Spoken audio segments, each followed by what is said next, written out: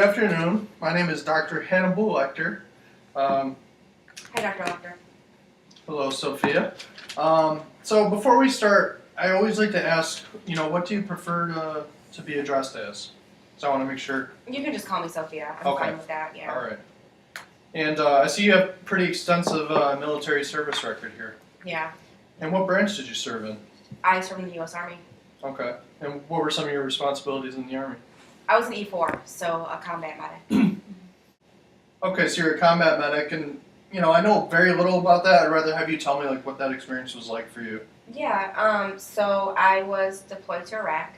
I was actually attached to a light unit, so I did a lot of work with the guys that were struck by IEDs and things like that. So I was right in the forefront of basically dealing with that and trying to save their lives if they need it, or taking care of amputations and just, I don't know, I guess a lot. So looking at your record here, I mean, you served during the Iraq War. Yeah. Where were you stationed and then deployed? Just so I kind of get an understanding of where you were. Yeah, so stateside, I was at Fort Drum, and then when I was deployed, I was in Baghdad. Okay. And you said that I heard you say that you were mostly around men and things like that. Were you the only woman in your unit, or how did that play out for you? Yeah, I was actually in an all-male unit. It's kind of a loaded question.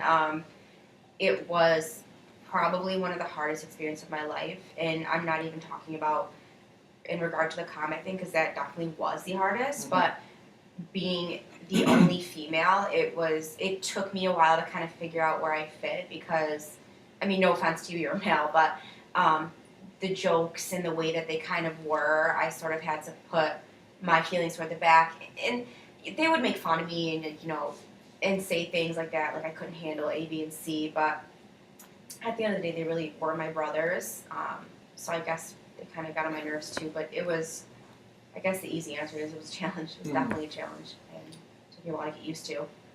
I can't imagine that experience that you went through. It sounds like a real adjustment that you had to go through. Absolutely, yeah.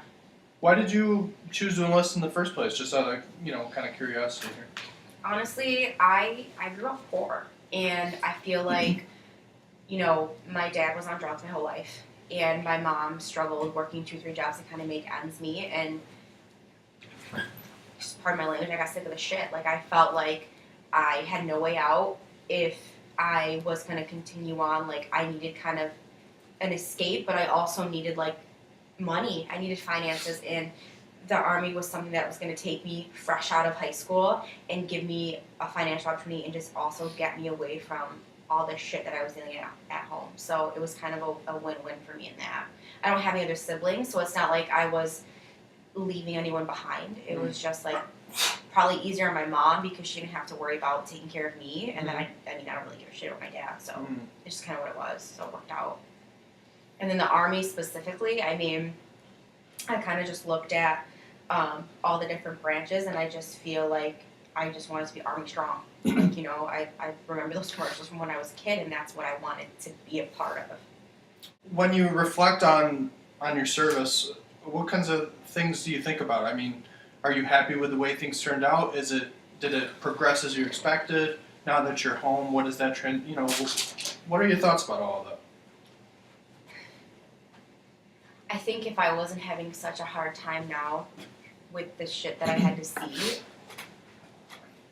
it's not that I'm not proud of it, I just feel like the stuff that I have been through and seen, it's just, I am struggling now. So, yes, I'm proud of my service, but at the same time, I don't like to talk about it.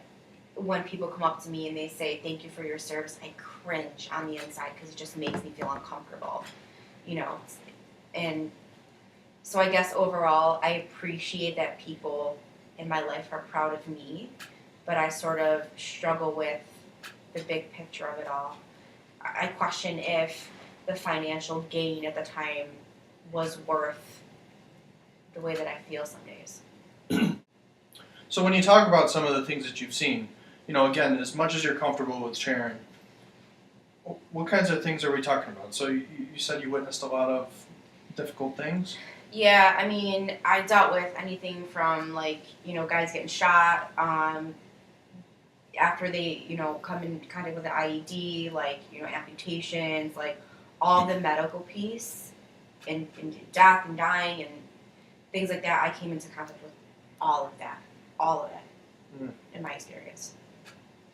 And, now that you've been out of the service for a while, do you find that some of these experiences still stick with you, and are they affecting you to this day? I mean, how has that changed things for you? It's hard for me to talk about. Like, I think about it every single day. Every single day. It makes me sick, and I can't stop thinking about it. I can't turn it off. Like, I don't even know if I can use the right words to explain it. So, like, I just can't turn it off, I feel like, most days. Do you ever find yourself, spending time with people or attending events, and these are the kinds of things you're thinking about? Always. I feel terrible because I have a niece, and she's 9, and I can't even take her to the mall. I can't take her to affairs. Like, I can't do anything like that with her because I cannot handle the loudness, the loud noises, the crowding. I don't go. And then she gets upset with me, and she doesn't understand why I'm not a good aunt, but I just can't. It's not worth how I feel in those times to just be there. I just can't be there with her.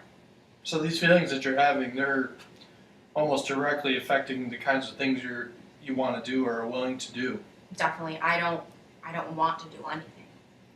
And how about when you're at home? What is that experience like for you? Do you feel better, or are the thoughts similar?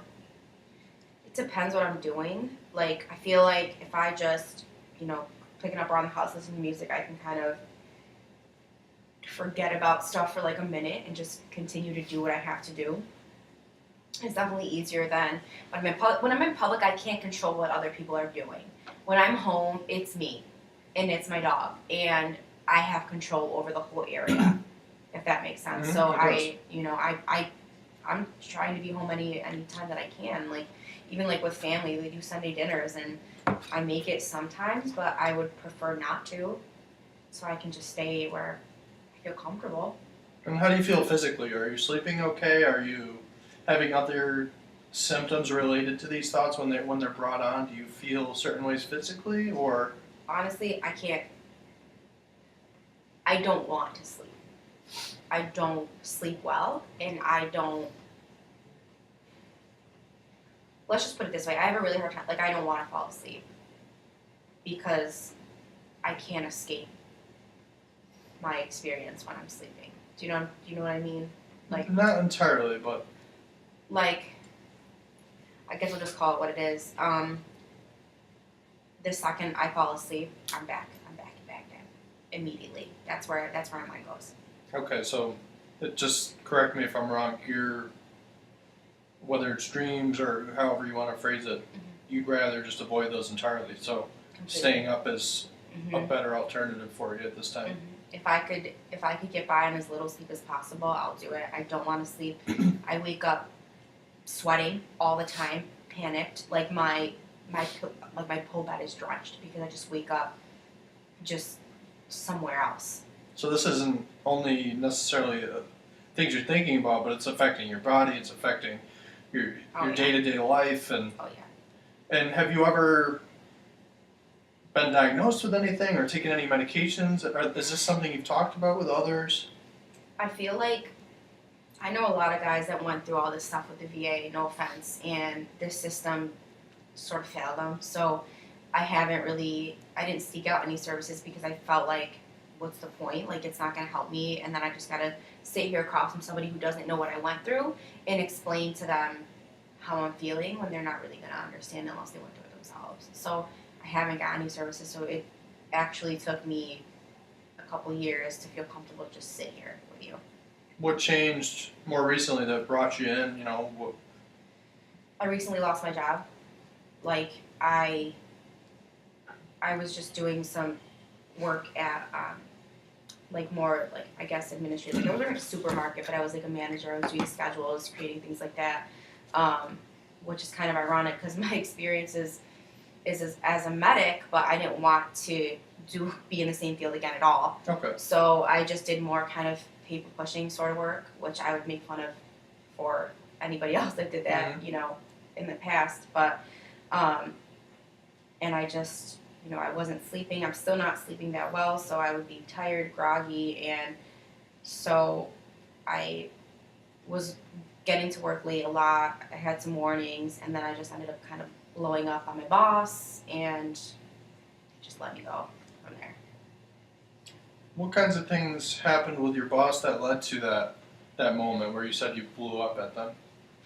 I don't really know. Like, they were just talking to me about being late and, you know, just being responsible for schedules and the times they needed it, and I was just, I don't know, I feel like that day I was just like not in a good headspace. I was tired, I was moody from not sleeping, and I just I lost it. I don't really know. Like, it wasn't anything physical, it was just probably a way that I shouldn't have talked to my boss. It cost me my job. So I see on your file that you're not actively serving anymore. Uh-huh. And I'm just kind of curious, how long did you serve, and what has that transition back into civilian life been like for you? I served 3 years, and I didn't want to re-up, so I left after that.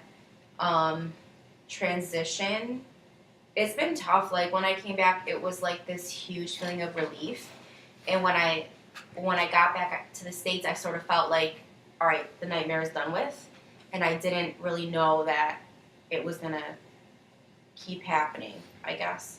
So it's been hard. Like, my family was happy to see me. Like, I still don't talk to my dad, so it's whatever. But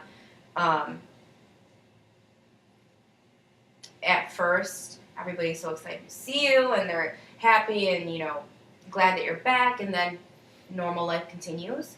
So when normal life continues, it's kind of like people are in their routines. They've continued life without me because I was gone for so long, and I guess I just try to figure out where my place is back home. Have there been any positive aspects to you returning home and kind of resuming where you left off? I don't have to sew any more guys up. You know, as you continue to make this transition, what kinds of goals or hopes or, you know, whatever terminology you want to use, what are you looking forward to, you know, in the next 6 months, the next year? I don't want to keep reliving this nightmare. I want to be able to be a functioning person in society. I want to be proud when I look back of what I did. Like, yes, we lost guys, but I saved a lot of guys too, and I feel like because I'm so wrapped up in not being able to sleep and constantly being in fear of all these different things that I'm not able to move forward and be a functioning person at home, and that's really what I want. Like, I don't want to I really just don't want to deal with the nightmares, and I want to be a functioning person. So I appreciate you being really open and sharing what I imagine must be very difficult subjects for you. Yeah. And I like to kind of go over where things could go if you choose to continue to work with me and this agency. I like to give people an idea of what's to come to see if it's something that you're interested in. So again, this is just kind of the initial session where we're getting to know each other, and I get to understand a little bit of where you're coming from. And moving forward, I think that we can do some good work together and really get at the heart of some of these issues that you brought up, if that's what you choose to do. So with that being said, you know, is another appointment something you think you'd like to schedule? And how are you feeling about this experience? It sounds like, from what you said, you haven't really done this kind of thing before. I guess I really didn't know what to expect, but like, I appreciate that you actually seem like you listened. So I do want to try to come back and see what we can do. So I do want to give it a shot, yeah, if that's cool. That sounds great. So if you want, we could head up to the front desk. We make an appointment at your your convenience, and kind of go from there and see what kind of work we can do together. Does that sound good? Yeah, sounds good. Excellent.